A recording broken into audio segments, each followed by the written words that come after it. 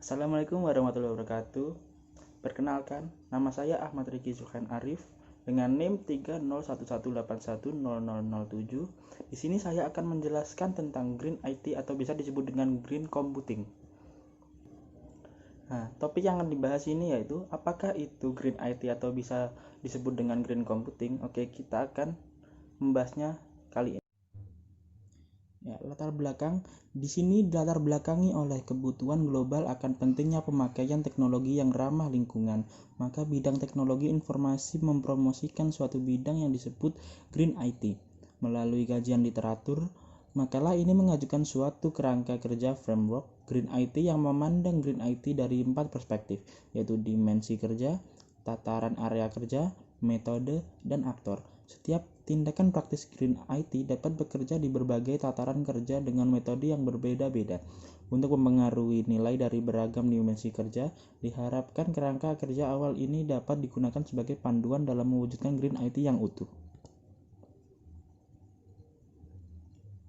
Green IT atau biasa disebut Green Computing adalah studi dan penerapan dari perancangan manufaktur, penggunaan dan pembuangan komputer server dan subsistem terkait seperti sistem monitor, printer, media penyimpanan dan komunikasi, dan jaringan secara efisien dan efektif dengan meniadakan atau meminimalisir dampak negatif terhadap lingkungan.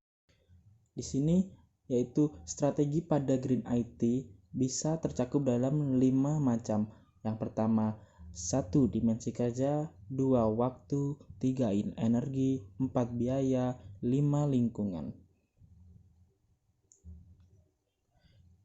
Dimensi kerja sendiri adalah besaran yang mana jika Green IT dijalankan akan mengubah nilai dari besaran-besaran tersebut. Besaran ini merupakan sesuatu yang diupayakan diubah oleh Green IT untuk memberikan dampak positif bagi lingkungan.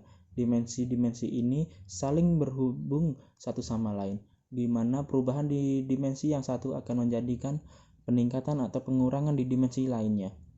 Dengan kata lain, setiap solusi yang diberikan biasanya memiliki kelemahan.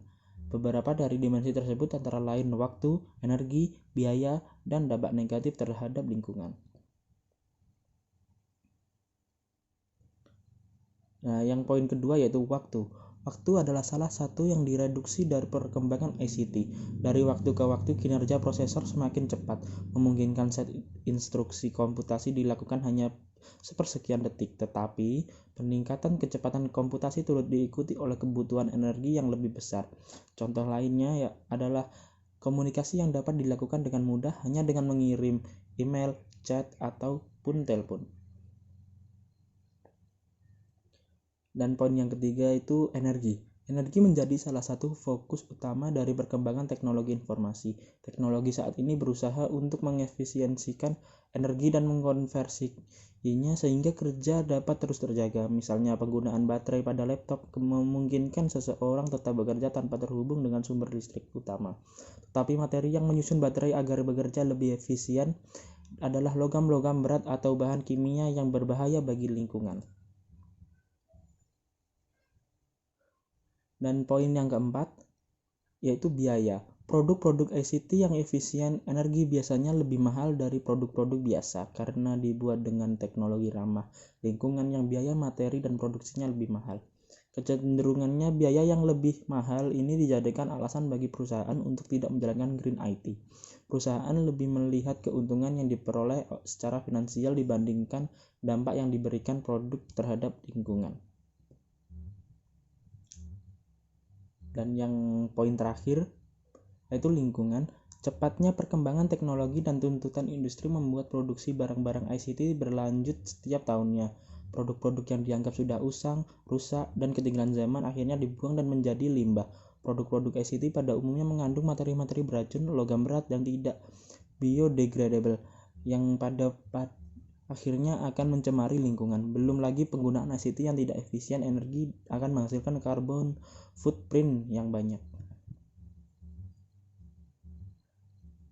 Di sini metode. Lalu bagaimana Green IT bekerja? Yaitu dengan cara reduce, reuse, dan recycle.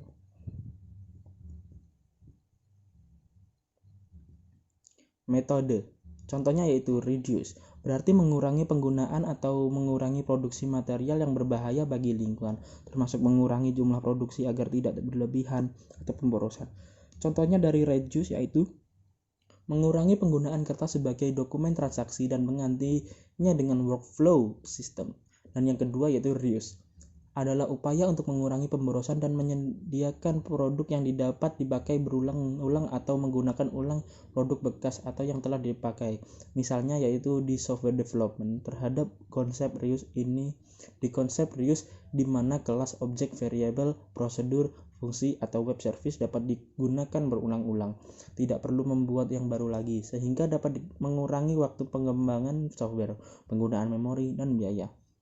Dan yang ketiga yaitu recycle, adalah hasil atau sisa-sisa dari proses produksi dan pemakaian tidak dapat digunakan lagi ditransformasi sehingga masih memiliki nilai tambah untuk digunakan sebagai bahan bagi produksi. Misalnya piringan CD atau DVD bekas didaur ulang sehingga materi-materi yang terkandung dapat digunakan lagi.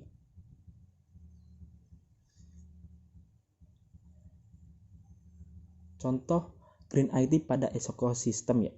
Di sini contoh pada ekosistem yaitu ada keuntungannya juga apabila kelebihan produksi dapat dikurangi sehingga produksi sampah atau limbah juga dapat ditekan.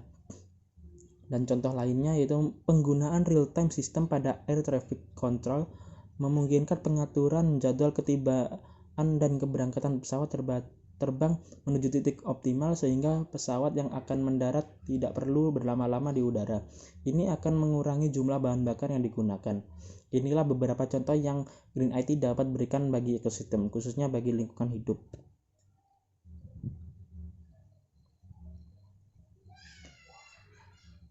Lalu, contoh yang kedua pada bidang lain.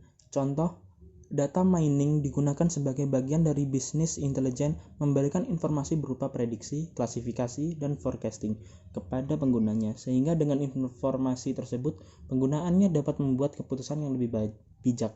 Hasilnya pemborosan dapat ditekan. Misalnya, dengan pertimbangan forecasting, angka penjualan untuk tahun depan, bagian produksi dapat mempersiapkan bahan baku, energi, dan tenaga kerja yang dibutuhkan. Di sini saya akan membahas tentang penanganan sampah elektronik.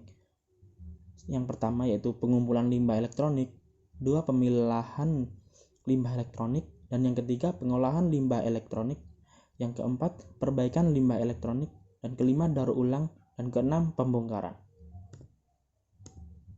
Dan juga untuk penutup di video kali ini saya akan memberikan manfaat Green IT pada saat pandemi corona saat ini, yaitu yang pertama menghemat daya, yang kedua ramah lingkungan, dan yang ketiga mengurangi emisi karbon dioksida. Oke, dan itu saja yang bisa saya jelaskan. Seperti itulah yang dimaksud dengan Green IT. Apabila saya ada salah kata mohon dimaklumi. Thank you for watching dan terima kasih sudah menonton.